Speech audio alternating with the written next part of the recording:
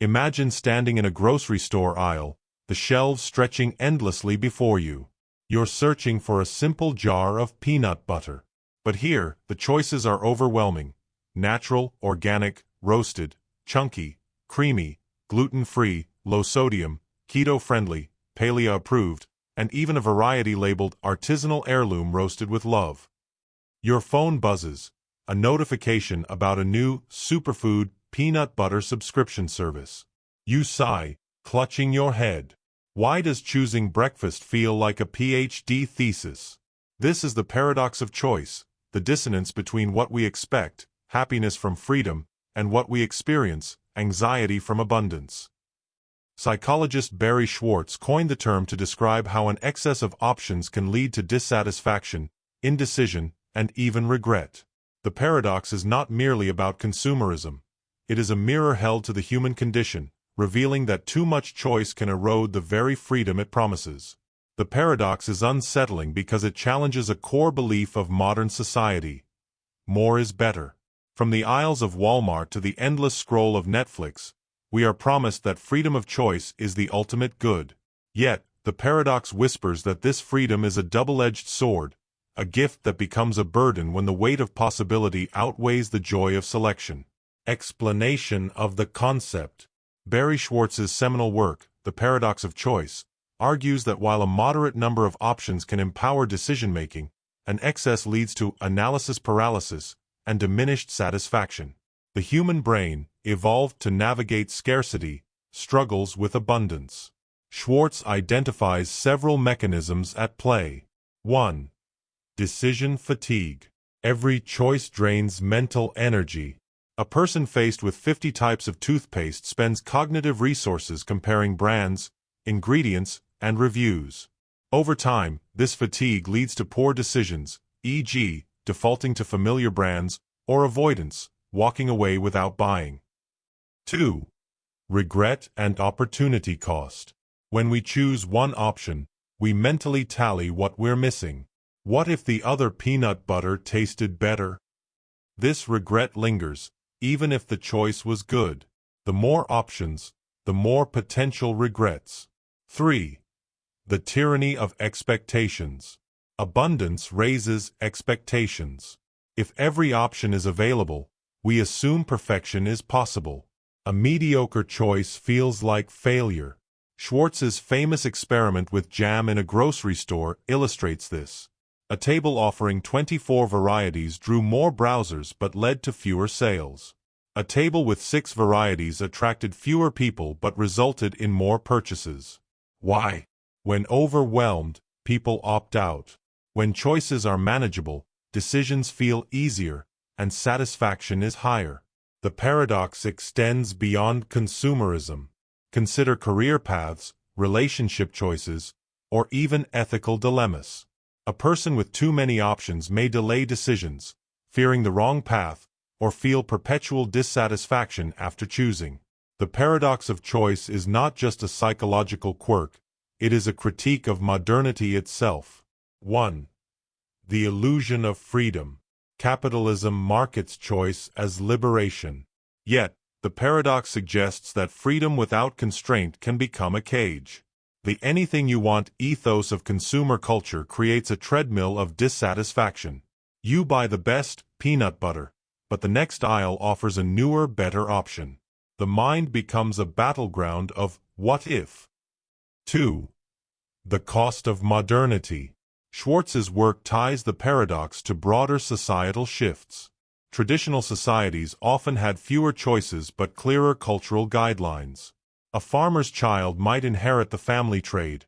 A villager's diet was dictated by season and region.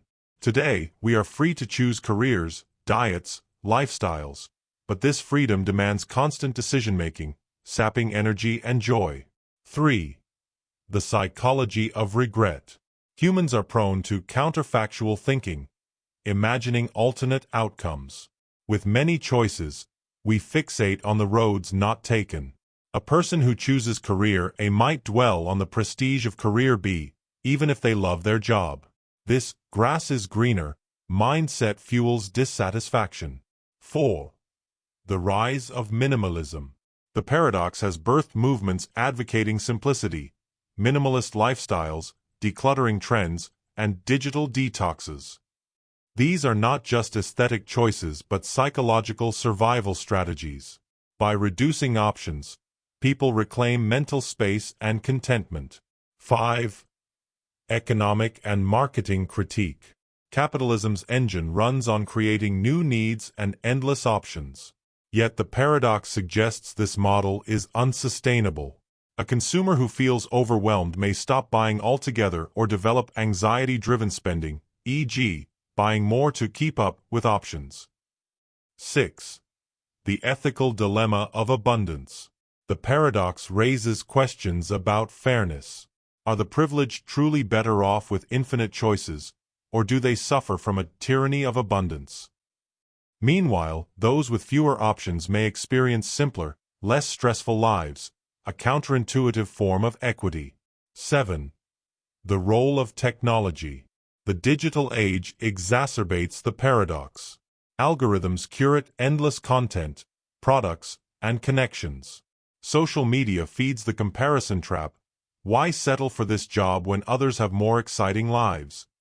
The brain, wired for survival, interprets endless options as threats. I might choose wrong. 8. The comfort of constraints. The paradox suggests that limits can enhance freedom. A chef with a pantry of 10 ingredients might create more fulfilling meals than one overwhelmed by a gourmet store. Constraints focus creativity and reduce anxiety. This aligns with the Sorite's paradox, segment 11. Boundaries, even arbitrary ones, give meaning to choice. 9. The illusion of control. The paradox reveals that humans crave control but are ill-equipped to handle it. Evolutionarily, we're wired to seek options, but our brains did not evolve for infinite abundance. The result is a cognitive mismatch. We want freedom but cannot bear its weight. 10. The ethical implications of simplicity. Should societies intentionally limit choices to improve well-being? Governments might regulate consumerism, or individuals might adopt voluntary simplicity. Yet, this risks paternalism or stifling innovation. The paradox forces us to ask, what is the optimal balance between freedom and peace? The paradox of choice asks, can too much freedom become a cage? The paradox of tolerance asks, can too much openness become a threat? Imagine a society that tolerates all viewpoints, even those that seek to destroy tolerance itself. This is the paradox of tolerance, an ethical contradiction where protecting freedom erodes it. Like the paradox of choice, it deals with boundaries, one about decision-making, the other about values. Both reveal that human systems, whether personal or societal, require limits to function. The jam aisle's overwhelm mirrors the ideological marketplace. Too many choices, or too many ideas, can paralyze or destroy what they aim to protect. As we turn to the paradox of tolerance, we shift from the personal burden of choice to the societal burden of inclusion. The jam buyer's anxiety and the tolerant society's dilemma both ask, when does freedom become its enemy? Expanded exploration of the paradox of choice. The anatomy of decision-making. Human decision-making evolved in environments of scarcity. Our ancestors chose between hunting, gathering, or fleeing, a limited set of options. Today, we face a deluge. 300-plus toothpaste brands, 10,000+ Netflix shows, and a career landscape that shifts monthly. The brain's prefrontal cortex, tasked with weighing options, becomes overtaxed. Studies show that decision fatigue impairs self-control. After making many choices, people are more likely to procrastinate, overeat, or make impulsive decisions. Consider a person selecting a retirement plan. Faced with 50 mutual funds, they might delay enrollment, fearing regret. This inaction costs them financially and emotionally. The paradox is that the availability of choice creates a trap. The more options, the more likely we are to avoid choosing at all. The capitalist dilemma. Capitalism thrives on the idea that more choices mean a better market. Yet the paradox suggests that this model is unsustainable for well-being. Schwartz argues that consumer culture conflates quantity with quality. A store with 100 teas may sell fewer cups than one with 10, simply because the former overwhelms the senses. This has real-world consequences. In the 1950s, Americans averaged 15 minutes deciding on a car. Today, it's months, with buyers paralyzed by features, warranties, and endless reviews. The car itself may be better, but the process leaves them exhausted. The psychology of regret and comparison. Regret operates on two levels. Anticipatory regret. Before choosing, we worry we might pick the wrong option. Post-decision regret. After choosing, we fixate on alternatives. A person might spend hours researching smartphones, purchase the latest model, and then see a better deal online the next day. This cycle of doubt mirrors the Sorites paradox. Segment 11. The more grains of sand in the heap, the less clear the boundary between good and better. The rise of choice architecture. To combat the paradox, experts advocate choice architecture, designing options to simplify decisions without limiting freedom. For example, defaults. Automatic enrollment in retirement plans increases participation. Categorization. Grouping products by use, e.g., budget, eco-friendly, luxury, reduces overwhelm. These strategies acknowledge that humans need structure to thrive. Even in nature, ecosystems thrive on niches. Specialization reduces competition. The cultural shift toward simplicity. The paradox has birthed movements advocating intentional simplicity. Minimalism, reducing possessions to focus on what matters.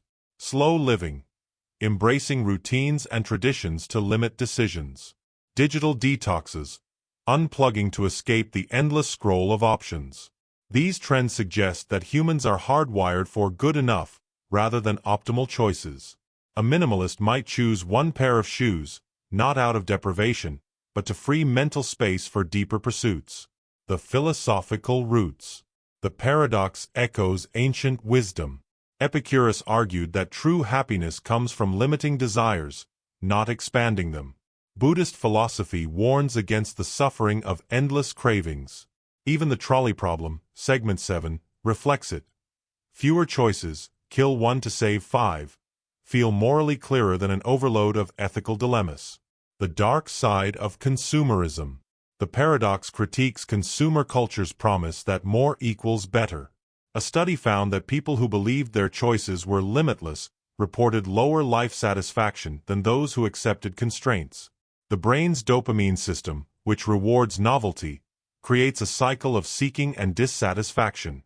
The role of technology. The Internet amplifies the paradox. A student researching colleges may compare 50 schools, leading to analysis paralysis.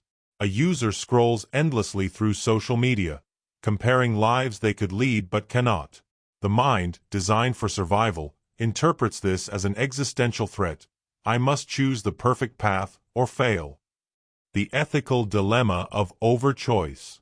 Should companies and governments limit options to improve well-being? For instance, auto-enrolling employees in retirement plans, as done in some countries, increases savings rates. Critics argue this undermines freedom, but proponents counter that it protects people from their indecision. The comfort of constraints. The paradox offers a counterintuitive lesson. Constraints can enhance creativity and happiness. A writer with a single pen might write more vividly than one with a drawer of 50 pens. Monastic vows, artistic constraints, e.g., writing a poem with a strict rhyme scheme, and cultural rituals all impose boundaries that reduce choice and deepen meaning. Transition to the next segment. The paradox of choice asks, how much freedom is too much? The paradox of tolerance asks, how much openness is too much? Imagine a society that champions tolerance as an absolute value. It welcomes all voices, even those that preach hatred. Over time, the intolerant voices drown out the tolerant ones. This is Karl Popper's paradox of tolerance, an ethical contradiction where protecting diversity requires limiting it. Both paradoxes deal with boundaries. One about decisions, the other about values. The jam aisle's overwhelm mirrors the ideological marketplace's chaos. The lesson is the same. Freedom thrives within limits. As we turn to the paradox of tolerance, we shift from personal overwhelm to societal survival. The choice overload in a store and the ideological overload in a democracy both ask, when does freedom become its enemy? This expansion weaves the paradox of choice into a meditation on modernity, psychology, and the human condition. It avoids bullet points by using narrative and philosophical exploration, maintaining the reflective tone. The transition bridges seamlessly to the paradox of tolerance by contrasting personal decision fatigue with societal ethical dilemmas.